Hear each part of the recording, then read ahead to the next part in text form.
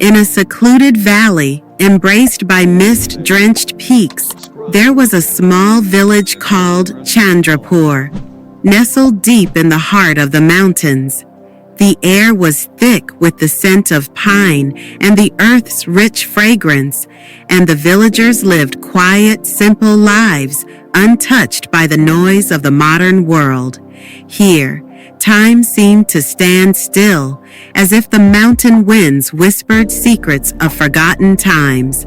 Among the villagers was an elderly man named Rohan. His weathered face, lined with the passage of many seasons, told stories of a life well lived, of love lost, of joy, and of the unyielding patience that comes with age. He was known for his silence, a quiet wisdom that resonated through the valley. People came to him for guidance, though they often had to wait for him to speak, for Rohan never hurried his words. Rohan lived alone, save for his beloved horse, Veda. She was more than just a companion. She was Rohan's last tether to a past that seemed both distant and dear. His wife had passed many years ago, and his only daughter, Asha, had left for the city, seeking opportunities that seemed beyond the reach of their simple village life. Over time, Asha's letters became fewer, and the visits even more rare, until the silence between them grew like the empty spaces in Rohan's heart. His days passed in a quiet rhythm. He spent his mornings tending to his garden, which flourished in the fertile soil of the valley. In the afternoons, he would sit under the ancient neem tree in front of his small stone house, sipping his tea, watching the shifting shadows as the sun moved across the sky. But his greatest joy was Veda. She had been with him since she was a foal, growing up alongside him, sharing his laughter and his sorrows. She was the last living reminder of a time when his family had been whole. Veda was a magnificent horse, her coat a rich, sun-kissed brown, and her eyes deep and knowing, reflecting the vastness of the valley she had roamed.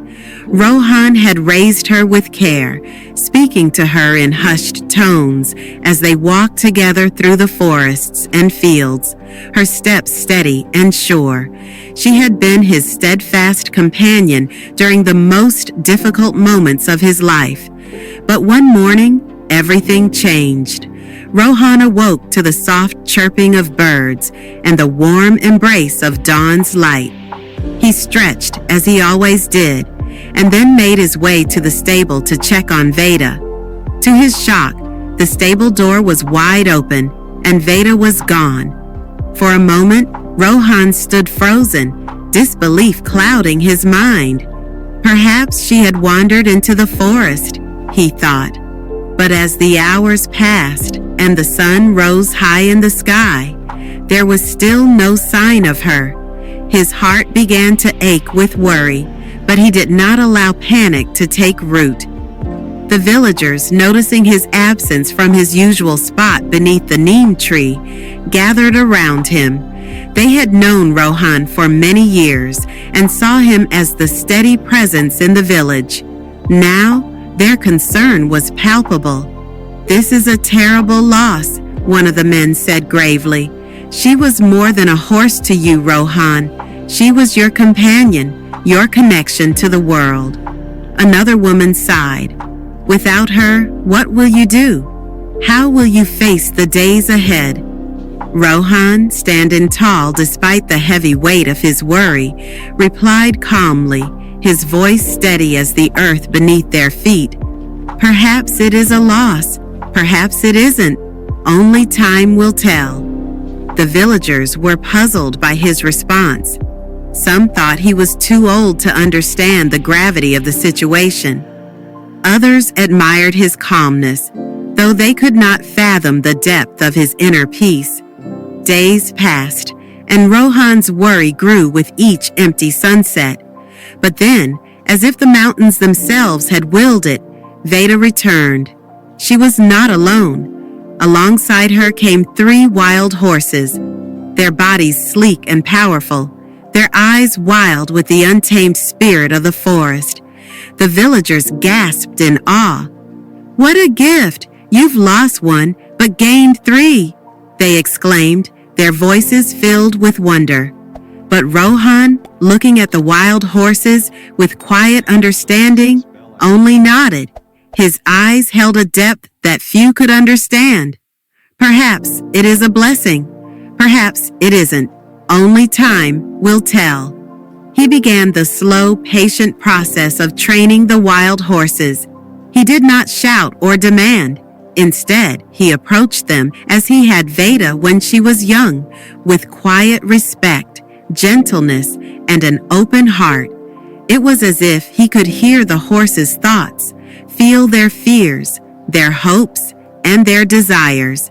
The villagers watched in amazement as Rohan worked with the horses, his every movement measured, filled with a grace that seemed to transcend time. Not long after, Asha returned to visit, her heart filled with a mixture of longing and guilt. The city had changed her, filled her with urgency and restlessness. She had longed for a connection to the simpler life she had left behind, but now she found herself at odds with the stillness that surrounded her father. The hustle of the world had left a mark on her, one that she could not shake. She watched her father work with the wild horses and felt a pull in her chest. She wanted to connect with them, to prove that she too could feel their power and beauty. So one afternoon, she mounted one of the wild horses, eager to show her father that she could tame them as he had. But the horse, startled by her impatience, reared and threw her to the ground. Asha cried out, clutching her leg, which had been twisted beneath her. The village buzzed with worry. "Such bad luck. Your daughter, hurt after all these years," they whispered. Rohan, his heart heavy but his hands steady, knelt beside his daughter and wrapped her leg with soft cloth, murmuring soothing words. His voice, though tender, carried the weight of years. "Perhaps it is a misfortune. Perhaps it isn't. Only time will tell." Weeks turned into months, and the world outside of Chandrapur began to shift. News of war spread through the land, and the soldiers came, taking the able-bodied young men to fight. But Asha, still recovering from her injury, was left behind, as the mothers of the village wept for their sons, many of whom would never return. Asha's guilt deepened. She had been spared, and yet, in her heart, it felt like another kind of loss. The villagers came to Rohan, their faces filled with sorrow. "Your daughter was spared, Rohan. What a blessing," they said. Rohan, his eyes reflecting the wisdom of his years, simply nodded. "Perhaps it is, perhaps it isn't. Only time will tell." Years passed. Asha's leg healed, and her spirit found peace in the village once more. She found love, married, and began teaching the children of Chandrapur. Rohan too found joy in the passing seasons, surrounded by the horses, his steady companions in the quiet of the valley. But time, like the river that flowed through the valley, could not be stopped. Veda grew old, her once strong limbs now slow and frail. One morning, as the first light of dawn broke over the mountains, she lay down beneath the old oak tree where Rohan had once sat with her, watching the world change. She passed quietly in her sleep, the last breath leaving her body like the final sigh of the valley itself. Rohan sat beside her for hours, his hand gently stroking her mane, whispering the memories they had shared. When the sun set, he lit a small lamp and placed it near her resting place, the flame flickering softly in the night air. Later, a villager came to him and asked, "You've lost Veda, Rohan, but you've gained so much over the years. Does it not feel strange?" Rohan looked up at the stars, their light shining through the velvet sky. His eyes filled with the kind of peace only time can bring. His voice, soft but firm, carried across the still night air.